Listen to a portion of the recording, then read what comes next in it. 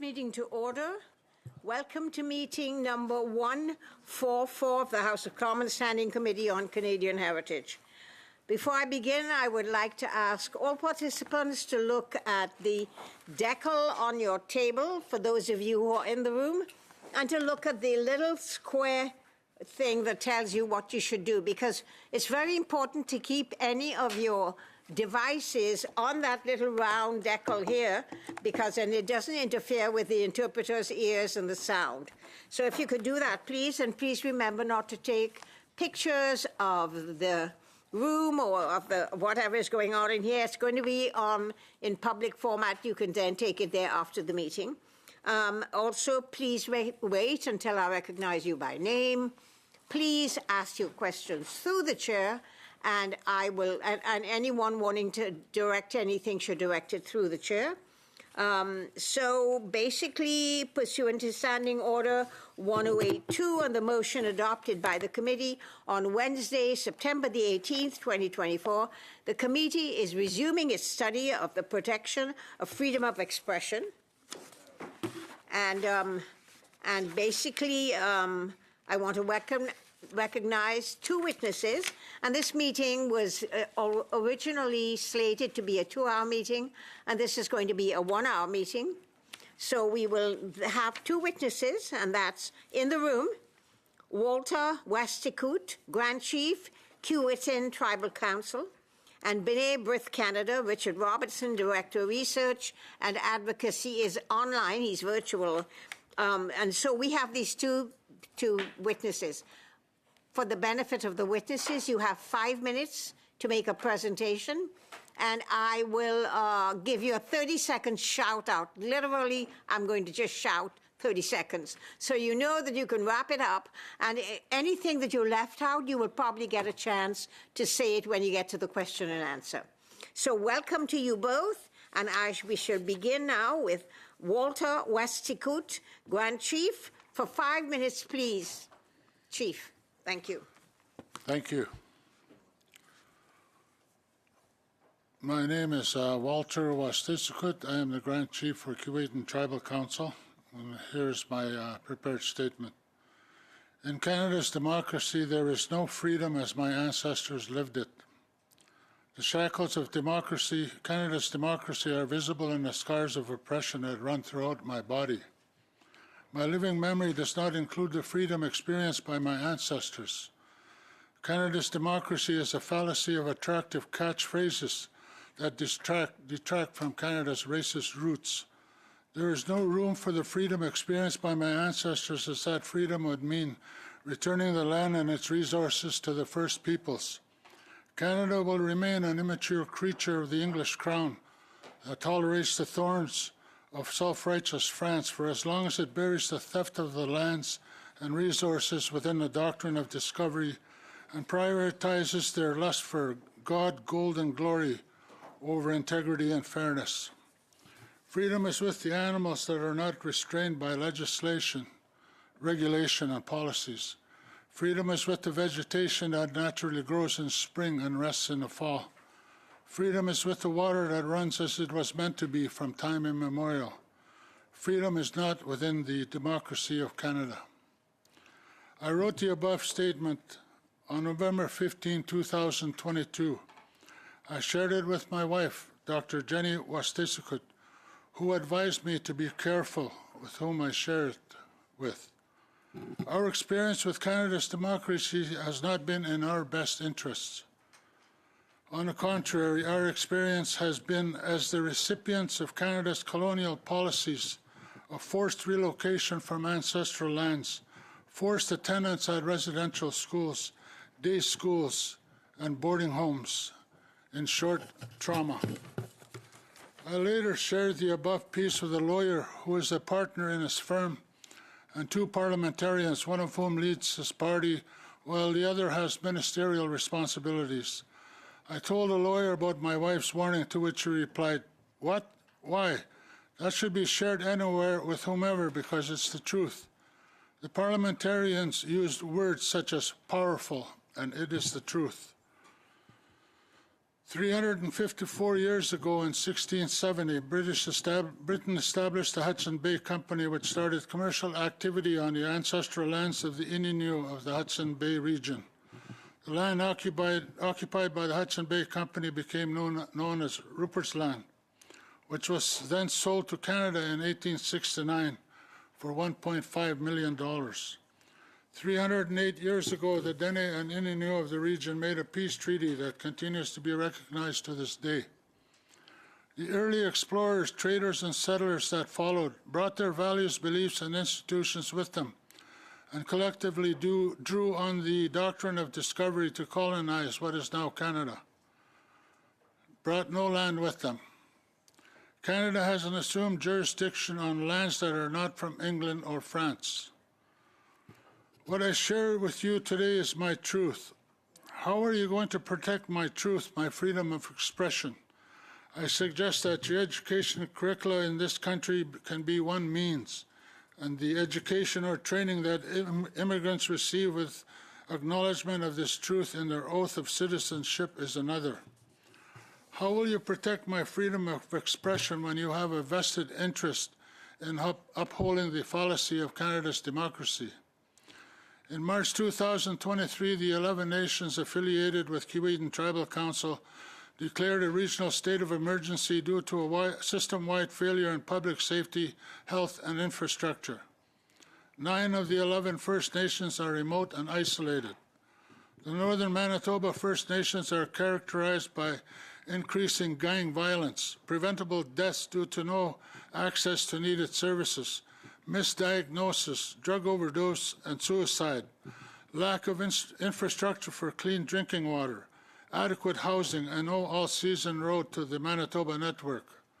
Shamattawa First Nation and Tatasquia Cree Nation have had to go to court for clean drinking water. Northlands First Nation has joined a class action on housing. Canada's democracy is killing our people. The criminalization of those who walk in their truth to defend their lands and resources must stop. The marginalization of the First Peoples must stop. The practice of denialism must stop. Land acknowledgements are patronizing and meaningless without the action of giving title to the land. When Canada arrives at a point in its growth where title to these lands remains with the original peoples under a new fiscal regime, Thank you. as it was in 1670, then Canada will have matured as a nation state. Perhaps the persistent denialism of my experience, indeed our collective experience, will inevitably cease. Thank you very much, Grand Chief. Now I'm going to move to the second person. That's Richard Robertson of B'nai B'rith. You have 5 minutes, please. Thank you, Madam Chair. Good afternoon, distinguished members of the Standing Committee on Canadian Heritage. I am Richard Robertson, B'nai B'rith Canada's Director of Research and Advocacy. Our organization, which was established in 1875, is dedicated to eradicating racism and hatred in all of its forms and to championing the rights of the marginalized. In exploring the protection of freedom of expression in Canada, this committee has the capacity to adopt recommendations that will ensure that the Charter right to Canadians to freedom of expression is properly balanced and assessed in relation to other competing constitutional and quasi-constitutional rights. Such recommendations would accord with the spirit of the Charter, align with the relevant jurisprudence, and ensure that the Canadian public is sufficiently protected from new and emerging forms of hate. Misunderstandings surrounding the limits of the Charter freedoms have had a deleterious impact on Canada's Jewish community and have had a significant impact on the rise in anti-Semitic incidents currently plaguing our country. In response to the unprecedented levels of anti-Semitism compromising the well-being of Canadian Jewry, B'nai B'rith Canada recently launched its 7-point plan for combating anti-Semitism. The relevant provisions of our plan form the basis of our recommendations, which will be further detailed in our forthcoming submission to the committee. Our first recommendation is that the committee explore how the criminal code provisions which sanction hate speech can be amended in a manner that does not unduly infringe upon the constitutionally protected right to freedom of expression in order to broaden the definition of hate speech to include modern forms of online and digital harassment. Our second recommendation is that the committee explore how the criminal code can be amended in a manner that does not unduly infringe upon the constitutionally protected rights of Canadians to outlaw the display of the flags and emblems of listed terror entities. The display of such symbols undermines the efforts of Canadians to combat terrorism both domestically and internationally. Our third recommendation is that the committee explore how legislation that creates the creation of legislation that creates a national prohibition on all rallies that glorify or promote hate speech, violence, and extremism, which is promulgated by listed terrorist entities, and that this legislation be adopted without compromising the constitutionally protected rights of Canadians.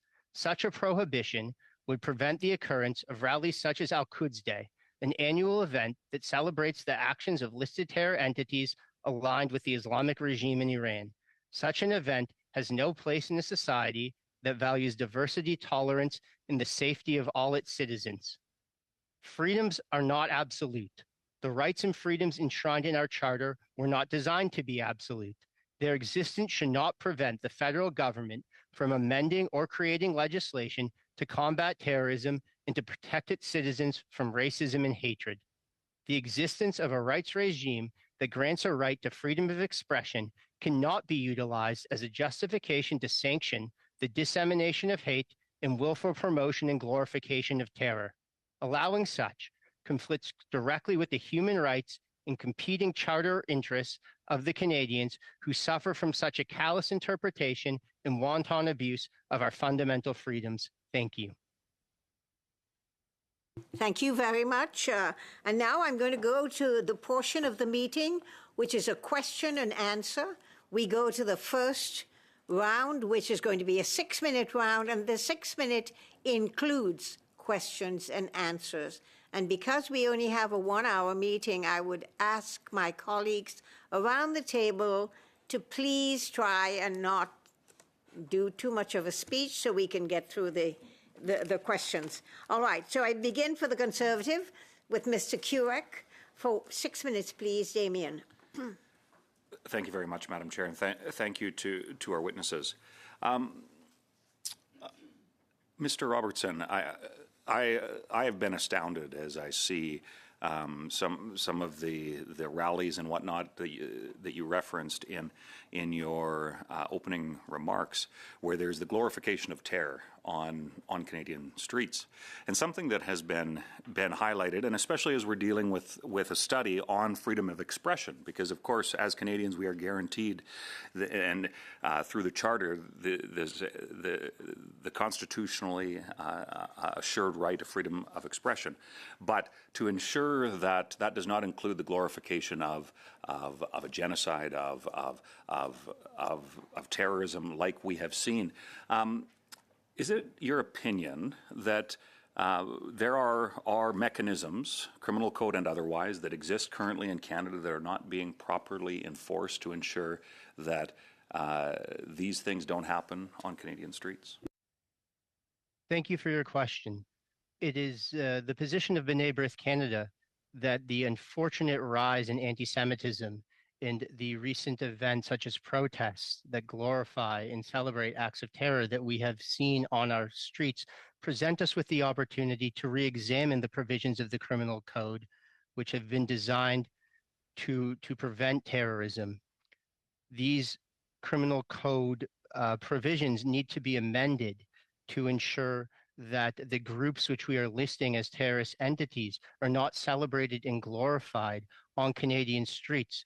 So yes, we do have provisions designed to prevent terrorism in its occurrence here in Canada, but we need to amend those to acknowledge the realities which we are currently seeing on Canadian streets, which is the display of the symbols of listed terror entities in the occurrence of rallies and vigils whose sole intent is to glorify the actions of terrorists. So the existing legislation does not presently encapsulate the events that we're seeing, and it needs to be amended in order to respond to the to the problematic conduct which we are witnessing on our streets, which is actually making a mockery of our current efforts to combat terrorism.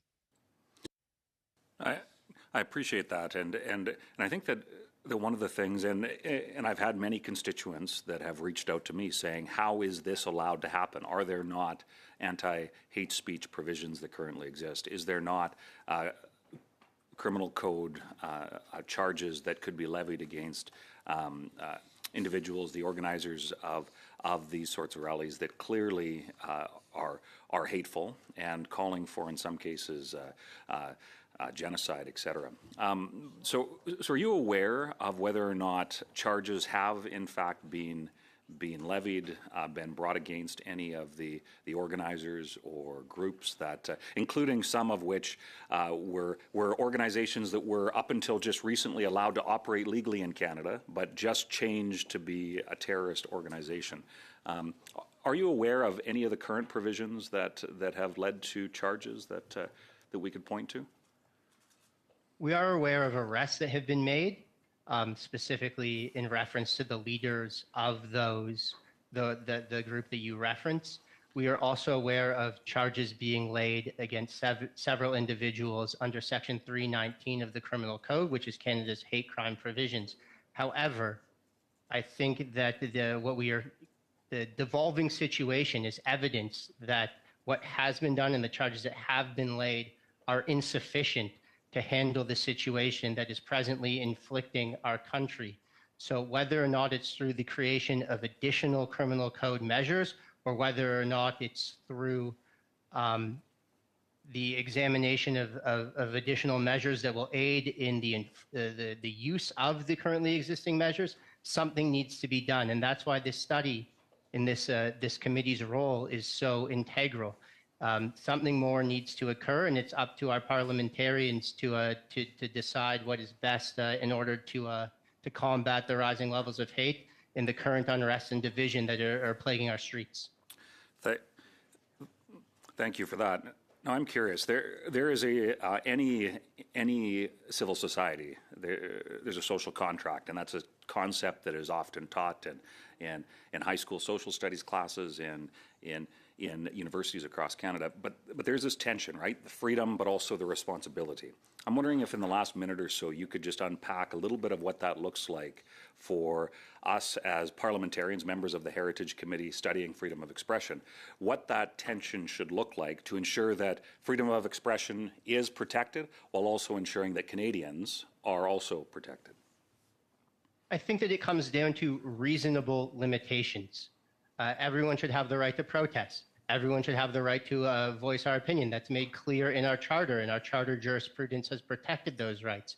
However, the glorification of listed terror entities, the promotion of caustic views that discriminate against and promote hate against other minorities, that seems to run afoul of the idea of what is reasonable within our democratic society and would seem to violate the social contract which you have referenced. Thank you very much. You have 13 seconds. I would simply add this could be expanded as well to ensure that Canadians have the right to freedom of religion and what that looks like in terms of the larger context. But since I'm out of time, maybe you'll have a chance to expand on that. Thank you very as the much. discussion goes on. We can just expand on that, Mr. Robertson, in future questions. Now I go to the Liberals. Anna Gainey, Ms. Gainey, for 6 minutes, please. Thank you, Madam Chair, and thank you to both of our witnesses for being here today. Mr. Robertson, I think I'll pick up a little bit where my colleague was just a few moments ago, just noting that today the government registered the Houthis as a terrorist entity. So, you know, any more thoughts you may have on what further steps the government can take to ensure that this designation leads to meaningful consequences to prevent the celebration of terrorism? Most certainly. Thank you for your question. I'd like to point to recommendation number 2 and recommendation number 3 from my opening statement. The listing of groups such as the Houthis is compromised if individuals are allowed to display the emblems of that group in the flag of that group without consequence. The listing of the Houthis is compromised if individuals are allowed to hold rallies individuals that support the Houthis and that advance their ideology and that glorify their actions. So it's about taking our legislation, which enables the listing of groups that we deem to be evil and diabolical and to constitute a threat to Canadian security, and ameliorating it by ensuring that that in Canada, the promotion of these groups in the ways in which we've seen through the display of emblems, through the display of flags, through the holding of vigils in protests designed to glorify the actions of terrorists, are outlawed. I'm wondering if you may, because you mentioned your 7-point plan, if that's something you could submit to the committee in writing, perhaps after the meeting, just so we have that in its full form. That would be helpful for us. I'm curious if we could talk for a minute about the online harms bill. It seems to align with the IRA principles to combat hate online. How do you see this legislation balancing the need to address anti-Semitism and online hate with ensuring that the platforms remain also free spaces for free expression? Of course, and B'nai B'rith will be submitting a submission to the committee in advance of the deadline, and our 7-point plan will be contained within our submission. In response to your query regarding the online harms bill, any legislation that is passed to combat online harms must confront the reality facing the Jewish community here in Canada, but other Canadian communities as well, which is that our digital space has become a toxic cesspool, for lack of a better term, which is enabling the promotion of hate online. So it is integral that any balancing act between freedom of expression and other competing constitutional and quasi-constitutional rights takes into account this new sphere, which I consider to be the Wild West. We need legislation in place that will protect against the spread and dissemination of hate online. Thank you. I agree with that. Just looking back a little bit on some of the commitments that this government has made in terms of, a heavy investment in funding a new Holocaust museum in my hometown of Montreal, the appointment of a special envoy on the preservation of Holocaust remembrance and combating anti-Semitism and other roles. How do you see those sorts of commitments on the part of the government as contributing to both balancing the freedom of expression, but in addressing the sharp rise in anti-Semitism and hate more widely that we've seen in particular over the last year? Certainly, they are noble efforts. However, the numbers speak for themselves. We are falling short as a society in our efforts to combat anti-Semitism. Anti-Semitism continues to be on the rise across the country, so more is needed. It's as simple as can be. We have a problem, we must continue to address it. We need stronger measures. We need measures that don't just contribute to education, such as the Holocaust museums. We need concrete measures that will outlaw and criminalize the actions of those who wish to spread hate, whether it's in person or online. And I assume you've been following there's been discussions around the legislation that was maybe inspired by the bubble legislation during the pandemic around healthcare spaces to allow healthcare workers to come and go freely from their place of work.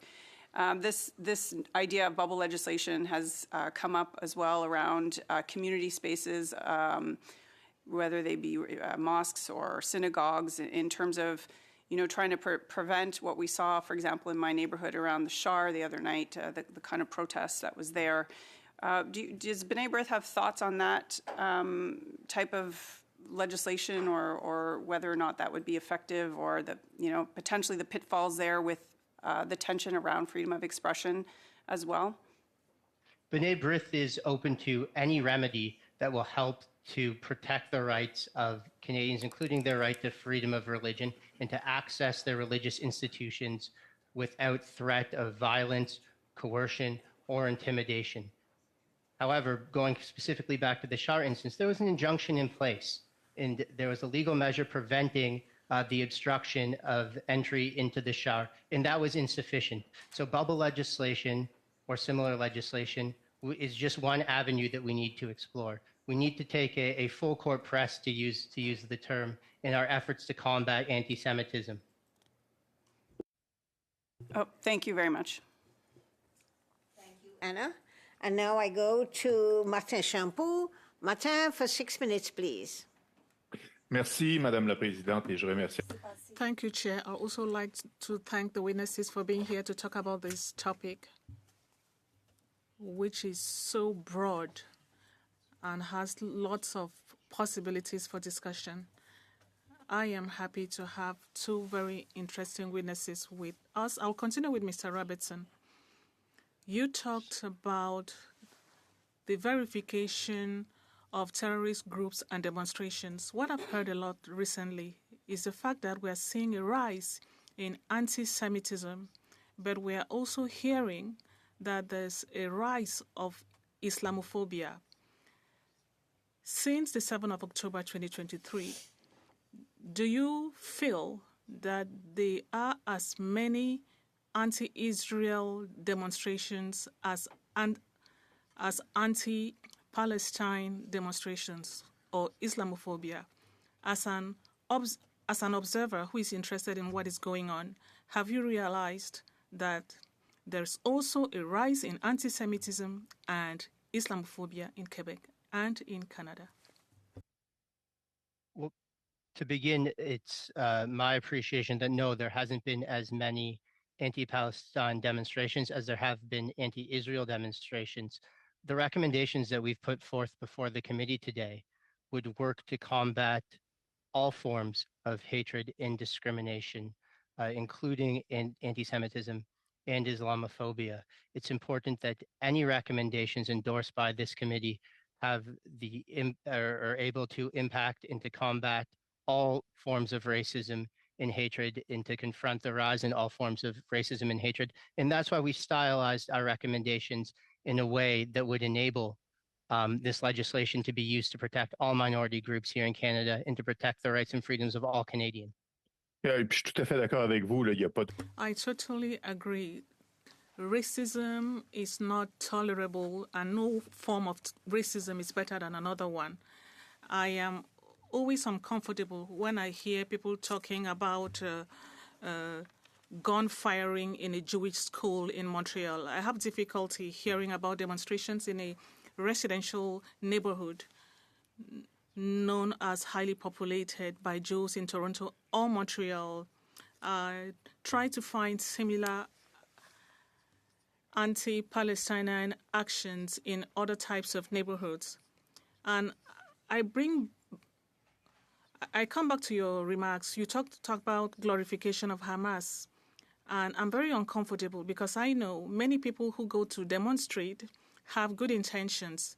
They don't go out with the intention of being hostile to the Jews. They go out to denounce a situation which they consider is concerning.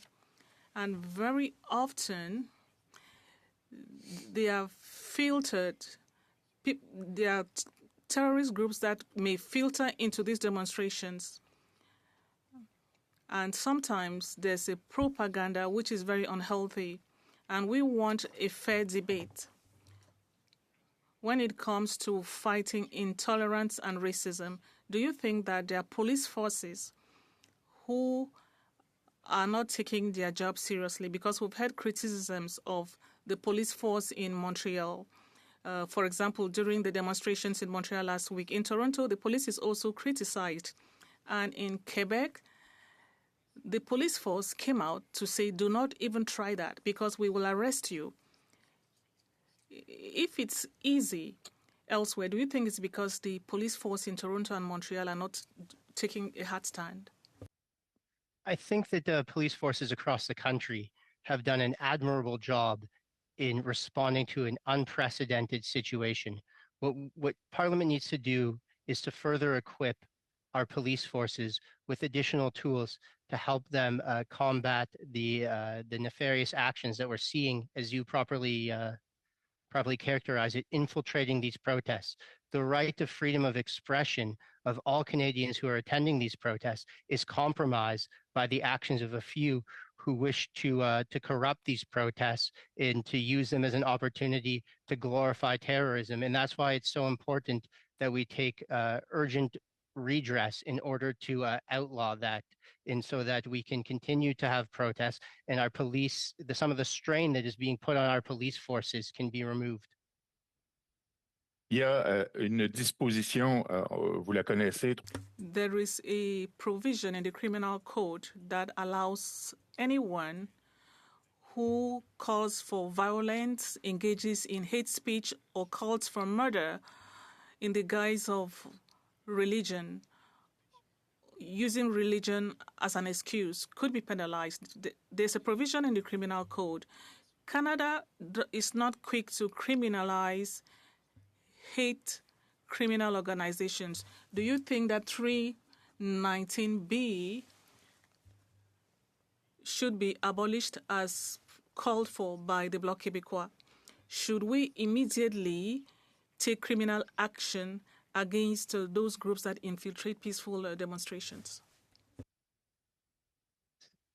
There should be no ability for someone to escape prosecution under Section 319 under the guise of their position as a religious authority here in Canada. That's something that B'nai B'rith Canada has been quite clear about. We need to revisit Section 319 of the Criminal Code to ensure that it is not that it's the exemptions under the provision are not being used as a get out of jail free card. This is part of the balancing act. Thank you, Mr. Robertson. I'm sorry, Martin. Time is Merci, up. Monsieur Robertson. I go to Nikki Ashton for 6 minutes, please.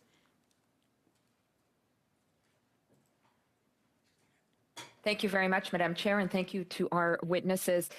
Grand Chief, you spoke powerfully about the experience of your experience, the experience of Indigenous peoples, the experience of First Nations that you represent here in our region.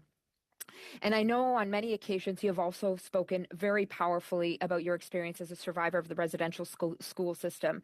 You've spoken in the past about the trauma and abuse you and so many survivors were subjected to. You've talked about the need for Canada, for Canadians to know this dark history and its impacts today. We know, though, however, that there are many that seek to downplay this.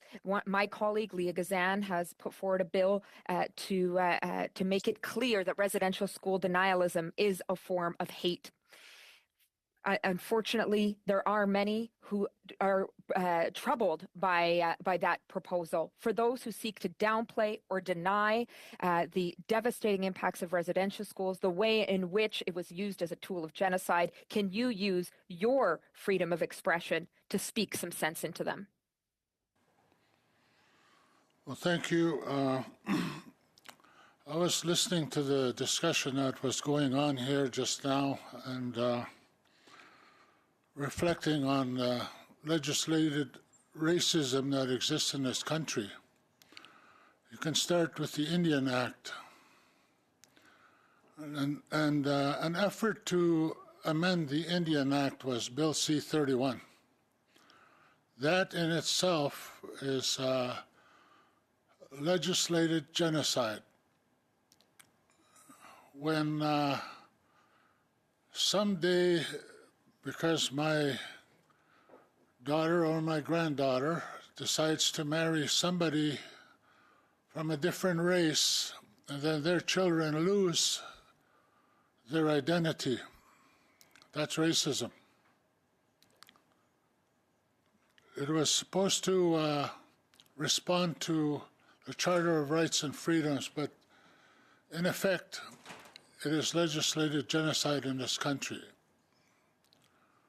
Nobody speaks to these issues because they have all become normal for Canadian society. You talk about terror, terrorism.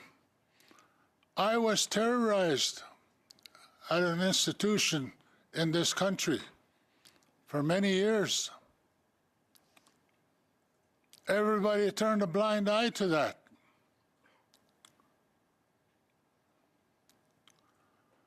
When will our people stop having to go to court to be heard, to be respected?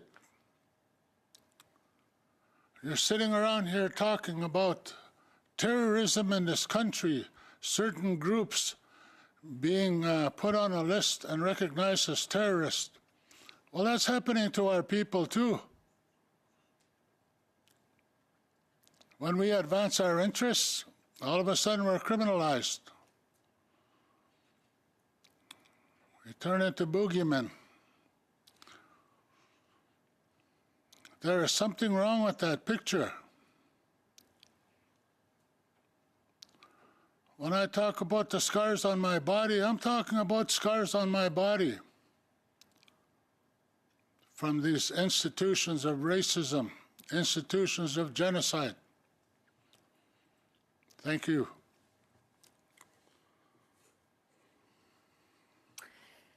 Thank you so much, Grand Chief, for these powerful words that you've shared and your ongoing powerful advocacy on behalf of First Nations, and for what you've shared with respect to the threats of free expression here in our committee. I do want to ask a quick question of Mr. Robertson. Recently, Library and Archives Canada, who reports to the Minister of Heritage, decided to continue to shield the names of Nazis that were identified by the Deschênes Commission that were let into Canada in the years following the Holocaust. Do you support this committee calling on the Minister of Canadian Heritage to instruct Library and Archives Canada to release the names of the Nazis in the Deschênes report? Library and Archives Canada must release the names from the Deschênes Commission report. All documents related to Canada's Nazi past must be released to our public so that we can learn and we can educate ourselves on the trauma that was inflicted by Canada on the survivors of the Holocaust, and so that as a society we can grow and to learn from our mistakes, the mistakes of our past. Thank you very much, Mr. Robertson. Hearing that, I would like to revisit a motion that I presented 2 weeks ago with respect to this very issue. I want to begin by talking about how it's ironic that we're talking about freedom of expression when it comes to one of the most fundamental issues that this committee has had to deal with, which is Library and Archives' refusal, under, of course, the Minister of Heritage, to publicize the names of Nazis in the Deschênes report. This deliberate policy to not release the names of known Nazis who were consciously and directly admitted to Canada in the early 1950s must be repealed. I cannot think of what this ongoing refusal to release the names means to survivors and families of survivors. I think of the experience of my own family, from the people who fought the Nazis, and how historic Jewish communities from where in Greece and across Europe were entirely wiped out, not just by Nazis, but also by collaborators. I cannot believe that in Canada in 2024, we are still discussing whether or not the Canadian government should bring to light the names of Nazis that engaged in the Holocaust and the systematic murder of Jews, as well as Poles, Roma, and many others. With International Holocaust Remembrance Day, what better time than now for Canada to own up to its dark history? This is about freedom of expression. This is about freedom of information. We need the Government of Canada, and particularly the Minister of Heritage, to change course and direct Library and Archives Canada to release the names. And so I would like to revisit the motion, and I hope that all members of all parties will support this motion, that given that the Standing Committee on Canadian Heritage regrets the continued protection given by the Minister of Canadian Heritage to the estimated 900 Nazis that were allowed to enter Canada after the Second World War by refusing to release their names and refusing to listen to organizations representing victims of the Nazis, the committee invite the Minister of Canadian Heritage to instruct Libraries and Archives Canada to release the names of the 900 Nazis before International Holocaust Remembrance Day on Monday, January 27, 2025, and then this motion be reported to the House. Miss Ashton, as you know, this motion was brought before this committee and the debate was adjourned. So in order to put this motion back on the table and be considered by this committee, I have to call a vote of the committee asking them if they wish to bring back a motion on which debate had been adjourned. So I'm going to ask a question. It's not a debate. I'm going to ask the question of the committee. And so, clerk, please. I just want clarity on what we're voting on right now. On what the is motion, the actual, because it's your what are we're not voting on that motion. What are we voting on? No, we're voting on the motion. The motion had been brought before this committee, and the debate was adjourned. So she In voted. order to bring it back up, we have to get the committee to agree that it can come back onto the table. It's the same motion, not a different motion. And if someone were to disagree with this motion right now, it wouldn't kill the motion. It would just mean that we don't discuss it right now. Is that It would correct? mean we don't discuss it right now. Ms. Ashton is free to bring it back anytime she likes, and the committee is free to decide whether they wish to listen to the motion. Okay. So this is what the vote is. Please, clerk. And the question is, shall the committee proceed to the consideration of the motion of Ms. Ashton that was previously moved on November 14th, 2024? Mr. Noor Mohammed. No. Madam Gainey. No. Mr. Coteau. No. Madam Latanzio. No. Mr. Baines. No. Mr. Waugh. Yes. Mr. Couric. Yes. Mr. Gould. Oui. Mr. Lake. We. Mr. Shampoo. Non. Madam Ashton. Yes.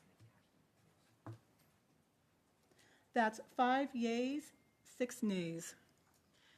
The decision to bring the motion back for debate is defeated. Now, we return to the question and answer session, and I think Ms. Ashton has finished, so we go to the second round. The second round is a 5-minute round. Again, I remind everyone the 5 minutes is for question and answer, so I begin once again with the Conservative Party for Mr. Good. Merci, Madame la Présidente. 5 minutes, please. Merci. Thank you, Chair. My first question goes to Mr. Robertson. In my preamble, I'll come back to the response given to Mr. Shampoo when he talked about the directors of police in Toronto, Montreal, and Quebec. I would like to congratulate them because they are very proactive. There's no problem in Quebec when it comes to freedom of expression. The problem is when there's disorder in the name of freedom of expression. That's not tolerated in Quebec and Lévis. The chief of police told the demonstrators that if they engaged in any acts of disorder, they will be arrested and brought before the courts.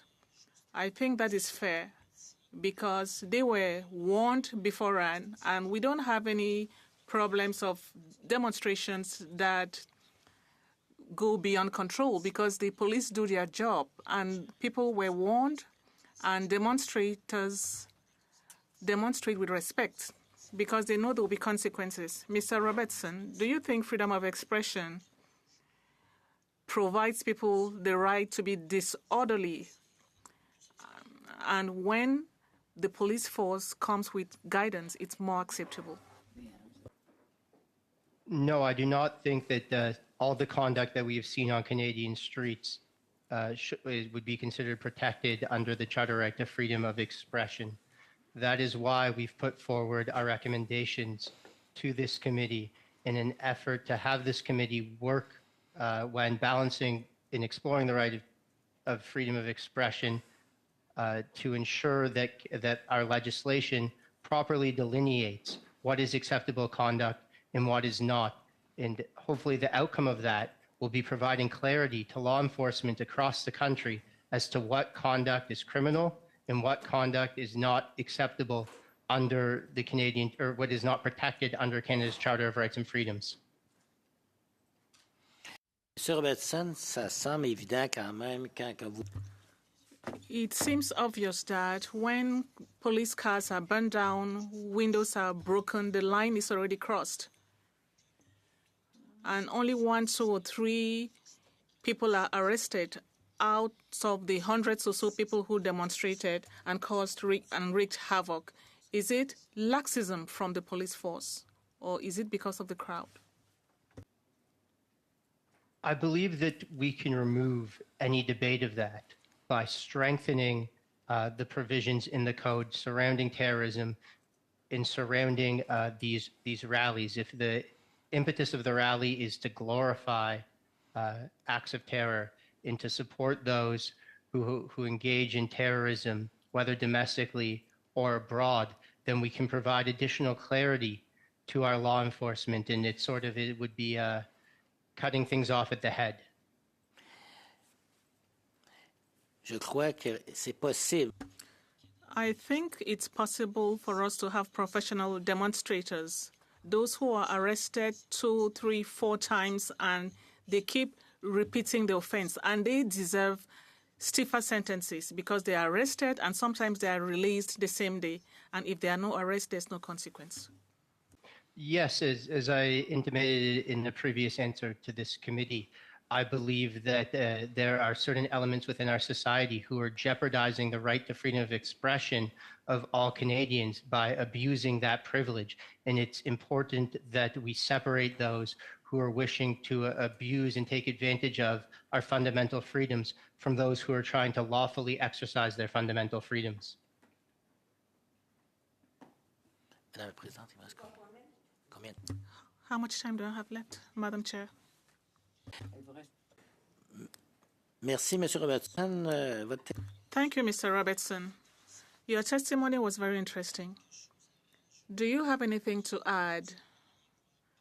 Anything you'd like to see in the report that will be written? Maybe a recommendation? Well, I'd like to go back to the answer posed to me by your colleague, or the question posed to me by your colleague about freedom of religion.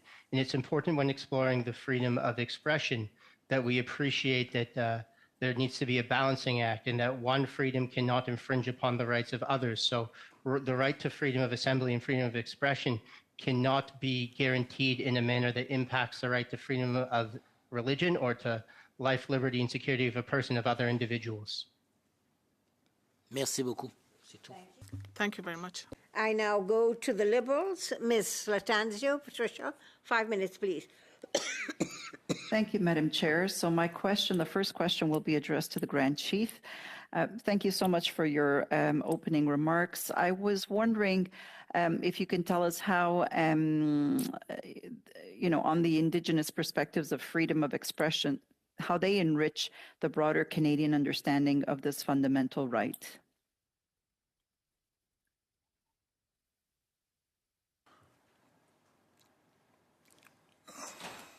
Our people have always had the opportunity to speak and to be heard.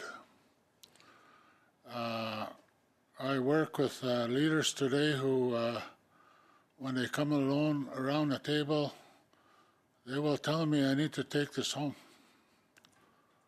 I need to talk to our people and see what they think about this. So there are so many things that our people have to offer that Canadian society can learn from, can benefit from. And what measures would you recommend in order to ensure that freedom of expression is protected while at the same time safeguarding the Indigenous heritage and dignity? It's a difficult question that you ask. And it's difficult because of what I stated in my introduction. How are you going to protect my freedom of expression if you have a vested interest in upholding the fallacy of Canada's democracy? So, Grand Chief, how do we... Democracy is supposed to be a good thing, right? Mm-hmm. Not in our experience. So in your opinion, Grand Chief, how do we... we have the Indian Act that regulates everything that we do.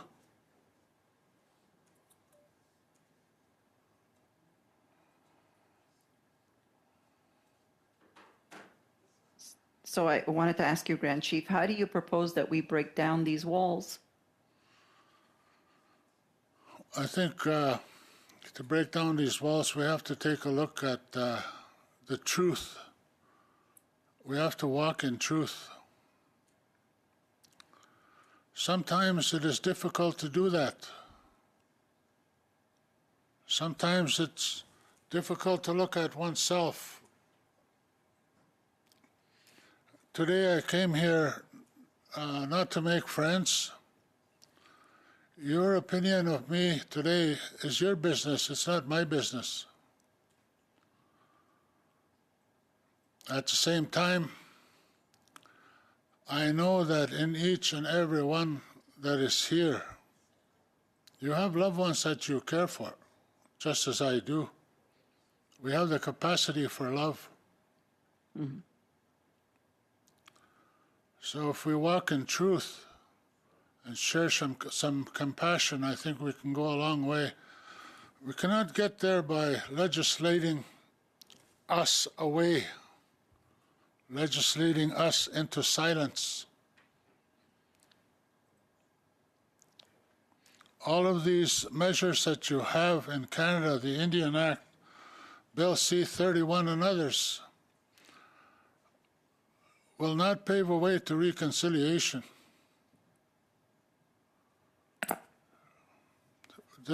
In order for there to be reconciliation, we have had to have a good relationship at some point.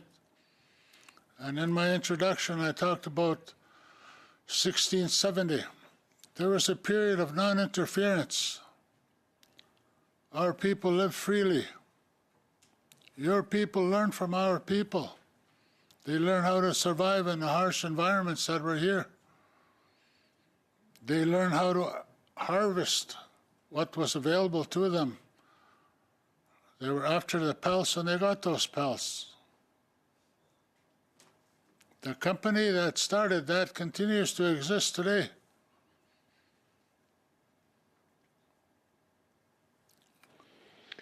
Okay, Madam Chair, so I'm going to be moving on to Mr. Robertson. Mr. Robertson, you spoke extensively in terms of making recommendations to changing perhaps the criminal code.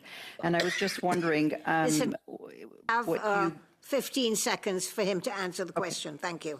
Any recommendations on the Canadians Human Rights Act? Would you have any recommendations or changes to be made? Or the way that it is stipulated today, it is sufficient? I think that when it comes to the Canadian Human Rights Act, it's the application of the act, and needs to be applied in a manner that coalesces with Canada's anti-racism strategy. So when you talk about anti-Semitism in the Canadian Human Rights Act, it must be interpreted in relation to Canada's definition of anti-Semitism, the IRA definition of anti-Semitism. Thank you very much. Now, we have Ms. Ashton for 2.5 minutes. I'm going to, in terms of getting into time here, we started at 3:36, so we go to 4:36. So we have, I'm asking both the Liberals and the Conservatives if they will allow for the final round being 2.5, 2.5. You just don't want a final round, all right? So I go to Mr. Shampoo for 2.5 minutes. Martin? Merci, Madame la Présidente. Thank you, Chair. Let me come back to Mr. Robertson on the topic that was raised by Ms. Ashton concerning the list of alleged Nazis. There are 800 and something cases that Judge Jushin considered a few years ago. During his investigation, only 20 names came out.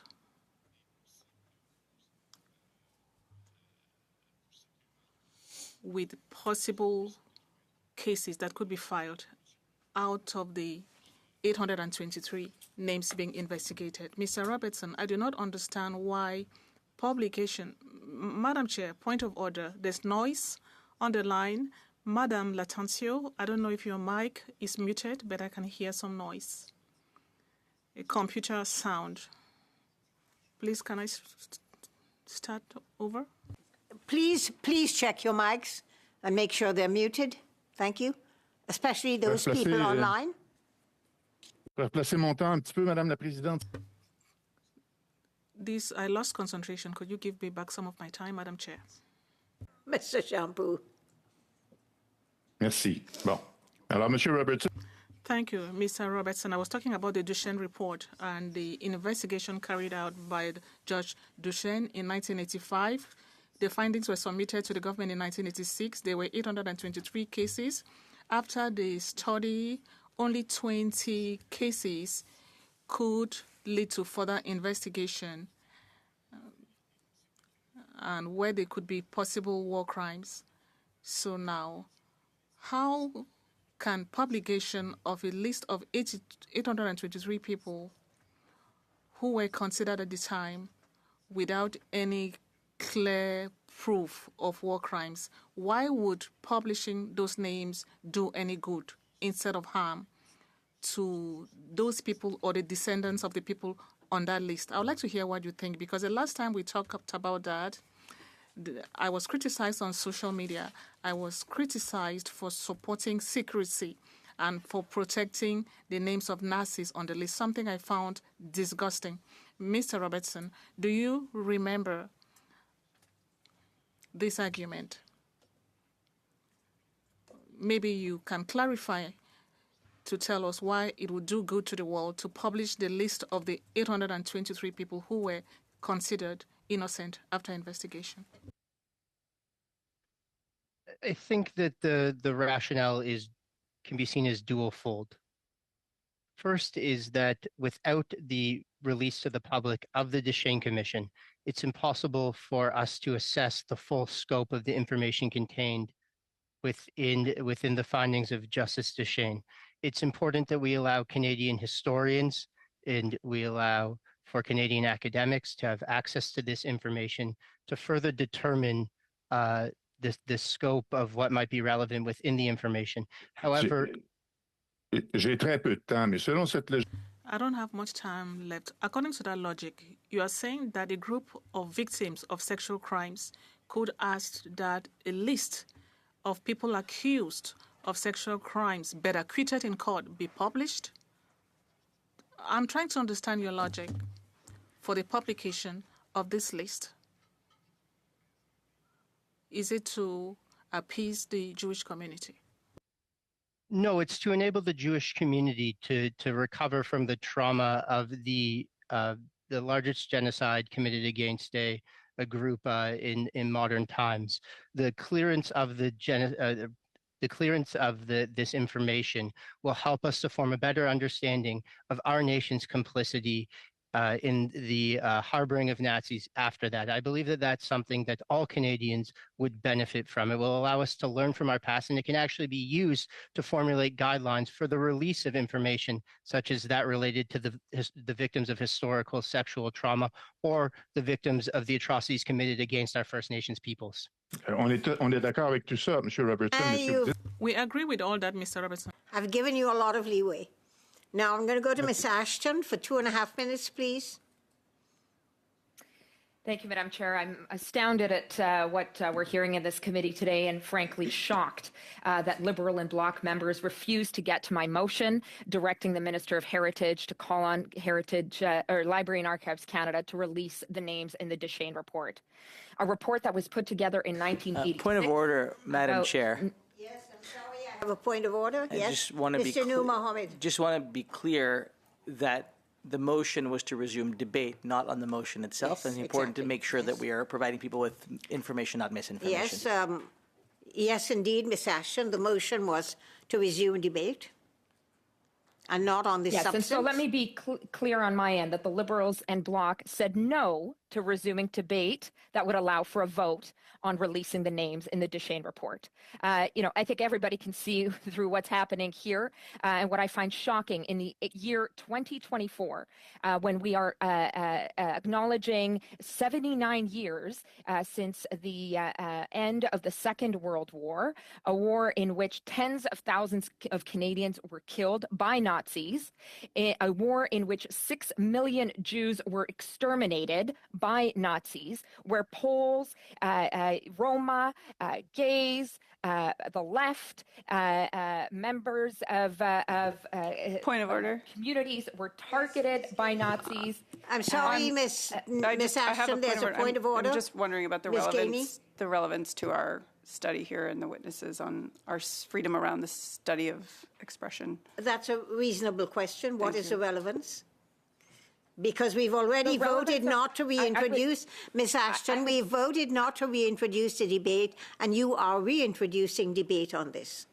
I'm using my time to speak to something, and if in a study on freedom of expression, I cannot express my views because liberals are getting defensive about their position, we've got a real problem on our hands. But I would argue the biggest problem is the way in which they blocked further a debate and a vote on this critical motion. Are we forgetting our history? What is critical here is that we recognize the responsibility we have as parliamentarians to uncloak, remove under the veil of secrecy these Nazis that were protected. Years after Jews fleeing Europe were not allowed to enter Canada. Canada did not allow Jews to come to Canada to flee what was almost sure death, but instead allowed Nazis to come in. We are hearing from a chorus of voices, including from B'nai B'rith today, that it is time for Canada, for the Liberal government, to release the names identified in the Deschênes Commission. It is absolutely time to do that. And I want to end off my time by sharing the words of a 96-year-old Holocaust survivor, Hedy Braum, who said the following: "They let in those Nazis even at a time when they refused Jewish survivors. But even right now, to protect them, wow, whose interest is it? Justice doesn't seem to have much success." Or another She one, has got time survivor left on the Joseph question. Gontiker, who said, "It's hypocritical. It's not anything more than empty words of government officials who say never again in public speeches. I say never again. I commend the Conservatives from voting for us, and I'm appalled by the Liberals and the Bloc for blocking debate and a vote on releasing the names of the Nazis in the Deschênes Commission. Shame." Thank you, Ms. Ashton. Now, please, order. Thank you, Ms. Ashton. Before I thank the witnesses and let them go, I have one question to ask as chair of Mr. Robertson. Mr. Robertson, you talked about recommendations to amend the criminal code or to expand the criminal code, and you talked about groups and flags and symbols that are hate motivated. I'd like to ask you, during the convoy that was in Ottawa a while ago, a year ago, there were Nazi swastika flags and Confederate flags being flown. Now, what would your proposed recommendation in amending the criminal code do to this in future if this should happen? So the recommendation that we put forward in this recommendation stems from a joint letter signed by my organization, the Center for Israel-Jewish Affairs, and the Friends of Simon Wiesenthal Center, dealt solely with the emblems and the flags of listed terror entities. However, B'nai B'rith would unequivocally support the construction of additional legislation that would prevent the display of Nazi iconography. Just because the Nazi Party is not a listed terror entity here in Canada does not mean that the flying of the Nazi swastika or the display of Nazi iconography should be permitted. That is certainly something that we believe would fall under the reasonable limitations of the freedom of expression as enumerated in the Charter. Thank you very much, and I want to thank Grand Chief, and I want to thank you, Mr. Robertson, for being here as witnesses, for your testimony. It was helpful. Thank you very much, and I now... Before I adjourn the meeting, I want to remind all members to submit recommendations to the clerk by the end of day on Wednesday, December the 4th, with regard to our CBC study. We remember we have to have that ready to take back to the House before the 17th. So you have end of day Wednesday the 4th to submit any recommendations and any concepts for the report that you have. Thank you very much. I now adjourn this meeting.